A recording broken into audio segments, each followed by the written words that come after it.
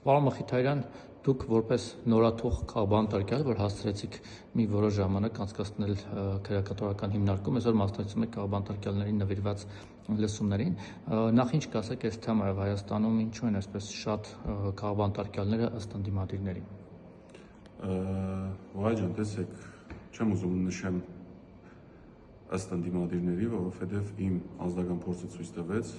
որ դա ամբողջովին իրականություն է, ու ինչ նկատի ունեմ, տեսեք, այն դեպքում, երբ որ ամբողջ Հայաստանի Հանրապետությունը, ամբողջ մեդիա դաշտը տեսնում է, որ ես իրոք որպես փաստաբան եմ, որ ես հրահարող չեմ, զանգվածային անկարգություններ անող չեմ, ու այդ դեպքում ընդամենը կատարում եմ իմ պարտականությունը մասնագիտական որպես փաստաբան, ինչպես նաև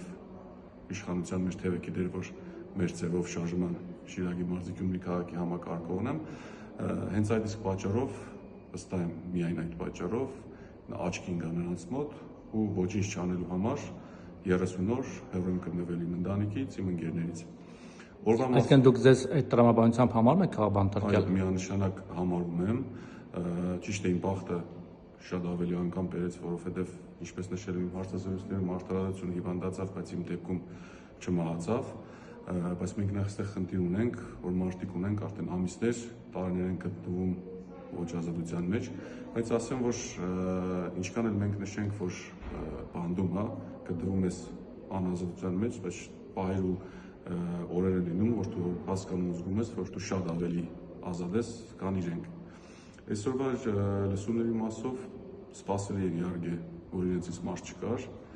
Դատախազ օրինակ զբաղված էր։ Դատախազ զբաղված էր, չգիտեմ, իշխող ուժի որևէ ներկայացուցիչ ինչքան հասկացա չկար, միայն տեղեկացա, որ Ալեն Սիմոնյանն է, ոնց որ լուսամուտից պատուհանից նայել, ոչ ոք չկար, բայց սպասելի էր իհարկե։ Ես շատ մեծ հույս ունեմ, որ մոտ ապագայում գալու է մի պահ, որ մարդիկ իրենց խոսքի, չարածի համար, քաղաքական կարծիքի համար չեն կանոնավորվելու, չեն զրկվելու ազատությունից ու վստահ եմ, որ ժամանակը աշխատում է իշխող ուժի դեմ։ Տեսեք, ձեզ կարծեմ արդարադատությանը խոչընդոտելու կամ իշխանության նկատմամբ ինչ-որ բռնություն գործադրելու հոդվածով նստեցին։ Հիմա նախ իհարկե տենց շատ վստահ մի ասեք, որ արդարադատությունը հիվանդացավ, բայց դեռ չի մահացել, կարող է հիվանդությունը խորանա։ Ինչ եք սպասում, օրինակ հիմա ոնց որ մահակը ձեր գլխին պահած է, իշխանության կողմից։ Կարող են ցանկացած իրավիճակում դա օգտագործել որպես ճնշում ու ձեզ նորից օրինակ ուղարկել քրեակատորական հիմնարկ։ Շատ ճիշտ նշեցիք, Դամոկյան սուրը կախված է գլխից, որովհետև իմ քրեական գործը ոչ թե կարճվել է, ընթացքի մեջ է, ունեմ ես որոշում երկրից բացակայելու արգելքի մասով, ամենայն անկեղծությամբ, եթե նման ձև շարունակեն իշխանությունները, զանգովի արդարադատություն իրականացվի, ընդհանրապես չեմ կասկածում, որ նորից կարող են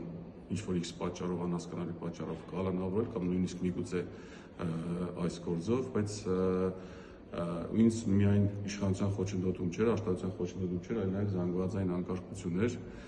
բայց իբարս մեր լրագրողների, ովքեր գտնվում էին այդ տեղի Գյումրի հրապարակում, շատ պարզ բոլոր կադրերը, բոլոր ժամանակագրային առումով ունենք, որ ես իրոք որպես փաստաբան էի, ես իրոք փորձում էի թույլ չտալ, որ արյունահեղություն լինի։ Բայց նախաքննական մարմինը այդ ամենը չէր տեսնում, թե ինքը իրենք ո՞նց որոշեցին, որ դուք անկարգ մի անձնավորություն որոշել եք։ Ընդամենը կարծում եմ քաղաքական որոշում էր այդ ամենը, որովհետև թե նախաքննական մարմինը եւ թե Արուչյանի դատարանը իմ մոտ առնվազն տպավորություններ, այսպես խոսում եմ, քանի որ մշտական կոմիտեի ղեկավարն նույնիսկ ազգային ժողովից խոսել իմ մասին, կարող եմ ոչ նախաքննական գաղտնիքներ հրապարակել, կարծում եմ ընդամենը կար որոշում այդ օրը ձերբակալել։ Այսինքն եթե դուք չլինեք մեր ձևով շարժման անդամ, կարծում եք զերծ կմնայիք այդ ամեն ինչից։ Ձեզ կշրջանցեին։ Ես կարծում եմ, որ կշրջանցեին, որովհետև այն ինչին, որ